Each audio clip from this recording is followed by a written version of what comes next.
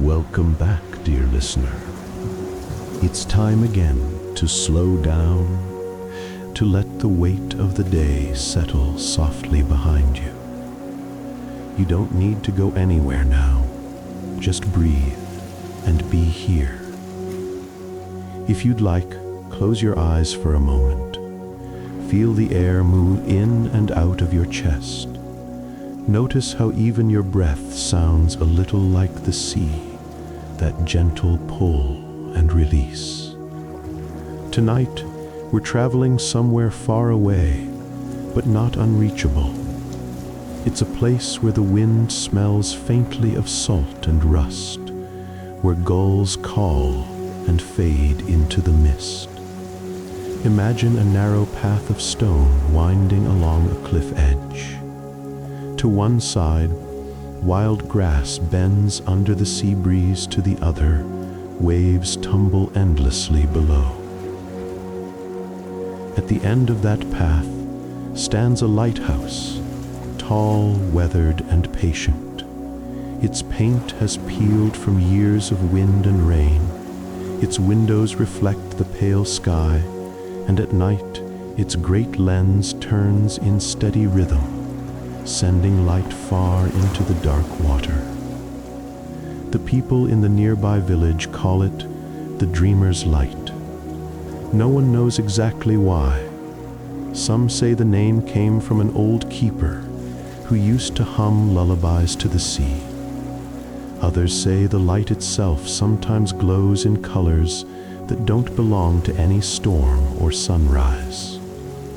Tonight, that's where we'll rest, in the lighthouse at the edge of the sea, a place where silence is not empty, but full of motion, the heartbeat of waves, the whisper of wind through the iron railing, the faint hum of light turning in its glass chamber. So take one last slow breath in, and as you exhale, imagine the ocean breathing with you, calm, endless, alive. You are safe here. You are home at the edge of the world, and our story begins.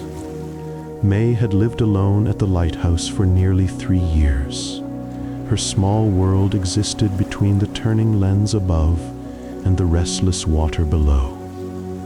Each morning, she woke before dawn, checked the generator, polished the brass fittings, and wrote in the logbook her father had left behind. Her father had been the keeper before her, a quiet man who believed that light was a promise. He used to say, "Every night we light it, we remind the sea that we're still here." When he passed, May continued his work. The light never missed a rotation, and the ships that crossed the bay always found their way home. But lately, something had begun to shift inside her. The sea, once full of wonder, now looked the same each day, gray water under gray sky. The gulls still cried, the foghorn still moaned, the tide still came and went. And though she did everything as she always had, May felt as though the color had drained out of her world. She tried not to think about it. She told herself that solitude was part of the job, that lighthouses weren't built for excitement. Still, when night came and the beam began its slow sweep across the horizon, she sometimes caught herself watching it too long, as if waiting for it to blink, or breathe, or look back. She didn't know what she was hoping for, only that she wanted the light to feel alive again. And one night, when the fog rolled in thick as milk and the sea began to rise, the light finally answered. The storm arrived without warning. Winds howled through the cracks in the stone, and waves struck the cliffs below with a force that shook the glass in its frames. May climbed the spiral stairs, her lantern swinging against the walls, its flame flickering in the draft. When she reached the lantern room, the light was already dimming, the great lens trembling with every gust. She steadied it with both hands, whispering a half prayer, half memory, "Stay with me." The next flash should have been the usual white, sharp, clear, cutting through the fog, but it wasn't. The beam that spilled into the storm shimmered with color. Soft violet first, then gold, then green, like an aurora born from salt and thunder. May blinked, thinking her eyes were playing tricks. She turned the dials, checked the mirrors, everything normal. Yet the colors kept blooming, alive and fluid, spilling across the sea. For a moment, she thought she heard something within the hum of the generator. A tone, almost a voice, low and steady. And when she pressed her palm against the glass, she felt a faint pulse, like the light was breathing. When the storm eased toward midnight, May stayed in the lantern room, unable to leave. Rain slid down the curved glass in glistening ribbons, each drop catching a sliver of that strange colored light. The beam circled out over the waves again and again, violet to gold, gold to green, as if the sea itself had begun to dream. May sat on the metal floor beside the great lens, wrapping her coat tighter around her shoulders. She wrote a few words in the logbook balanced on her knees. Light, behaving abnormally, possible refraction error, or reflection of something unseen. The pen hovered, then she added, almost as an afterthought, "Feels alive." She closed the book. The hum from the mechanism was softer now, almost musical. When she leaned closer, she could feel a warmth radiating from the glass, gentle and rhythmic. Not mechanical heat, something else, something that seemed to pulse with the same pace as her heartbeat. For a moment, she let her forehead rest against the cool metal frame. Outside, the fog was thick enough to erase the horizon. Inside, the room glowed like a lantern within a lantern, a small world of turning color. She whispered, "What are you trying to show me?" The light answered only with a slow flicker, sweeping its colors across her face. And as they passed, she thought she saw, just for a heartbeat, her father's reflection smiling faintly in the glass. May rose and began to clean the lens the way her father had taught her. Slow circles with a soft cloth, breath held, heart steady. The glass curves stood like petals of a giant flower, each prism catching the beam and sending it onward. Tonight, every surface held a different hue, as if color itself had nested in the glass. She wiped one panel and saw a warm gold breathe across it, the shade of late afternoon falling on an old kitchen table. She blinked, and there it was, her father's hand, broad and careful, setting a mug beside a tangle of tools. She could almost smell the citrus oil he used for the brass, hear the faint hum he made when he worked, a sound without melody but kind. When the beam swung, the gold folded back into clear light, like a page turned. Another facet bloomed a deep sea green. A memory rose. May, a child, peering through a bottle held up to the sun. The ocean beyond it turned to emerald, her father's laugh, surprised and soft. There, you found a new sea. The green trembled on the glass, then melted into a pale silver. A third panel flashed violet, not royal but dusk-like, the color of sky after a storm decides to leave. She remembered a night on the lighthouse steps, cold iron beneath them, the world rinsed clean, her father saying, "Light never grows tired of finding its way." The violet thinned to white. The room felt larger. She stepped back. The lens wasn't just bending light, it was returning it, filtered through the places where life had touched her. The door to the gallery balked at the wind, then gave. May stepped out onto the narrow balcony that circled the lantern room. Fog folded around the lighthouse in soft bands, layered like veils. The beam moved through it, and the mist answered, not simply lit, but colored, as if pigment had been hidden in the air all along. Closest to her, the fog turned a faint apricot, warm and impossible, like sunrise condensed into breath. Farther out it cooled to blue-gray, then to a green so gentle she felt it must be the memory of seaweed, swaying miles below. Each rotation of the light painted the world anew.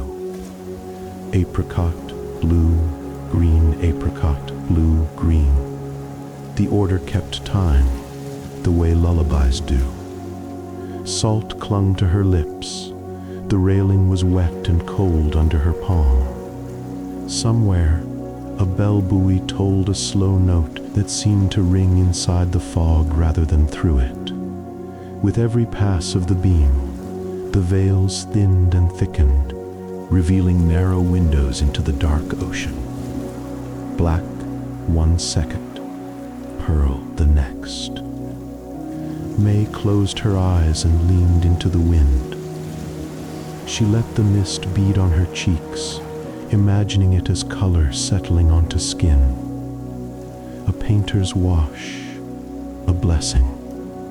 The lighthouse creaked, a sound she'd heard 1,000 times, and yet it felt new. Not the complaint of old wood, but the gentle stretch of something waking after a long sleep. When she opened her eyes, the path of mist was still there, a living ribbon the light could walk upon. She whispered, "Dream as long as you like," and the fog curled, pleased. Below, the sea kept its own counsel. The wind had eased, but the swell remained, long-backed waves rolling in, shoulders shining. When the colored beam swept across the water, the surface answered with ripples of rose and jade and gold, as if the ocean had been waiting for permission to show its hidden palette. May rested her forearms on the rail. The metal was slick, flecked with salt. Her breath feathered white in the cold. The tower's heartbeat, the low hum of gears and generator, came up through the soles of her boots, steady as a lullaby. Each rotation, the beam laid a new stripe across the water each time. The sea carried it farther, shredding light into laces of color that restitched themselves with the next pulse. A thought arrived that did not feel entirely her own. Light never ends. It changes carriers. She heard her father's voice inside it, or perhaps only the shape of how he used to think. Memory unfurled. The two of them on a day so windy their words blew away between them, resorting to pointing and smiling. He had tapped the lantern glass, then touched her chest. Here, he had mouthed, and here. A wave rose higher than the rest and broke into a milky fan. The beam struck it and turned the spray to a brief cathedral of color. For one breath, May felt as if the sea were not beneath her but within her. Not dangerous, not endless, simply vast and carrying. The feeling didn't need to stay. It had already done its work. She whispered, "Thank you for traveling," to whatever in the light remembered what to do when the night felt too large. When her hands grew numb, May returned inside, closing the door on the fog's cool breath.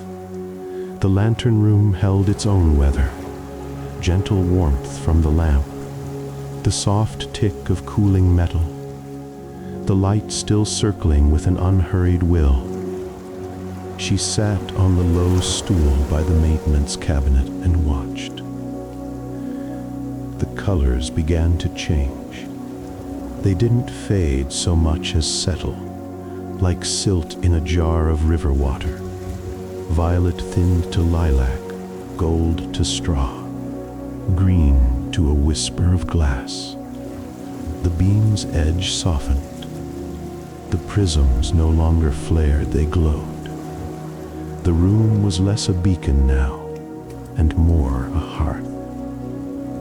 On the horizon, though she couldn't see it through the fog, dawn was preparing its quiet entrance.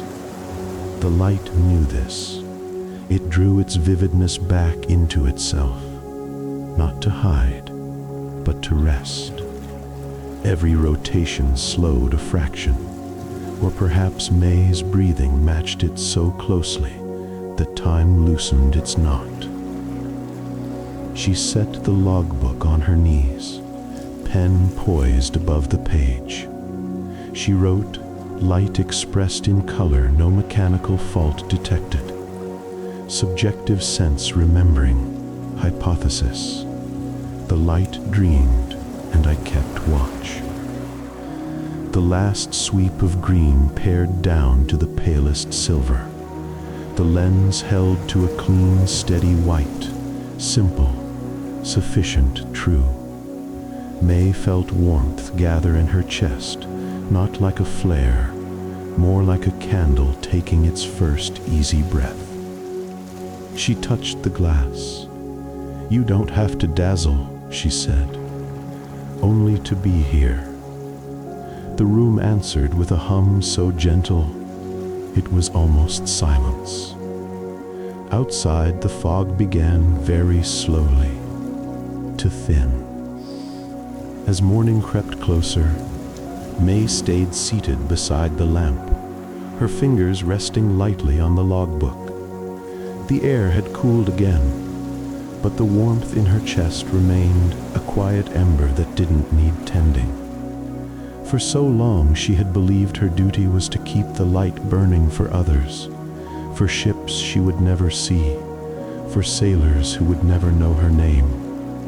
She'd thought of herself as the caretaker of something distant, mechanical, impersonal. But now she understood. The light was not simply a signal, it was a heartbeat. Her father's, hers, and the world's, continuing through her hands. The color had not come from the lamp. It had come from memory, from love stored in every reflection she'd polished, every storm she'd endured. Outside, the fog began to part, and through it, the sea shone in muted silver. The light swept once more across the water, steady, pale, and sure of itself. May smiled. For the first time in years, she didn't feel small against the horizon. She was part of it, keeper, witness, and companion to the light that never truly went out. She closed the logbook gently, and the hum of the lamp softened, as if exhaling with her. Days passed, and the storm became another story the sea forgot to tell.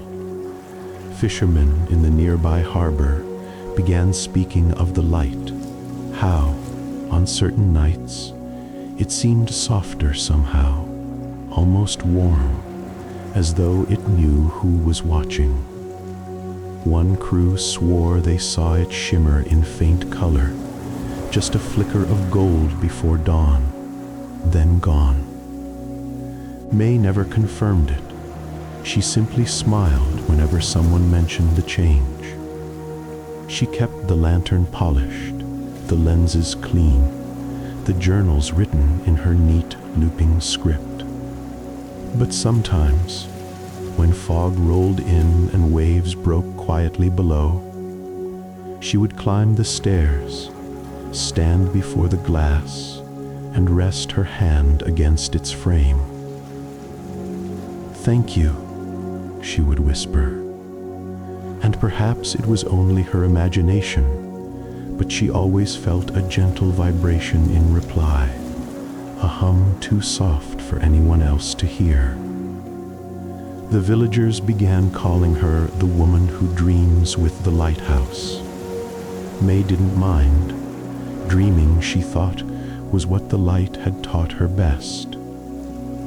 That night, the sea was calm, glassy and endless, reflecting the last breath of dusk. May sat outside on the stone steps that led to the tower door, her coat wrapped around her shoulders. A lantern burned beside her, its flame steady despite the breeze. She listened to the world breathe, the slow rhythm of waves striking the rocks, the whisper of grass moving against the wind, the quiet click of the light above, turning in its eternal arc. Each sound folded into the next, until they were one continuous lullaby. The ocean's heartbeat, steady and kind. She looked up. The lighthouse beam passed overhead, its glow brushing her face for a moment before sliding back toward the horizon. It was no longer bright enough to startle, only warm enough to comfort. Every rotation felt like a sigh, a promise kept. In the distance, a ship's horn called once, low and brief. May imagined the crew out there, tired, safe, trusting a light they would never see up close. She smiled. For years she had kept watch for them. Now, she realized, the light had also kept watch for her. Her body grew heavy with rest. The hum of the lamp above deepened, slower now, like the deep inhale before sleep. The sea shimmered with a faint silver glow, and the horizon blurred into sky. May closed her eyes, leaning her head back against the cool stone. The last thing she heard was the soft turn of the light, round and round, steady, patient, eternal. And somewhere between one heartbeat and the next, she drifted into sleep, wrapped in the colorless peace that only comes when all the colors have already been seen. The sea holds its breath, the wind quiets, and high above the sleeping cliffs, the lighthouse turns once more. Slow, gentle, content. Its beam travels across the dark water, a soft ribbon of light that carries no urgency, only warmth. Somewhere out there, a sailor lifts his head and feels less alone. Inside the tower, May dreams. In her dream, the light still shines, not white, but filled with color, endless and kind. Each hue drifts through the air like music, painting the night in notes only the heart can hear. And perhaps, as you rest now, you can feel it too, that quiet reminder that every light, no matter how far, still reaches someone. Good night. The lighthouse is dreaming.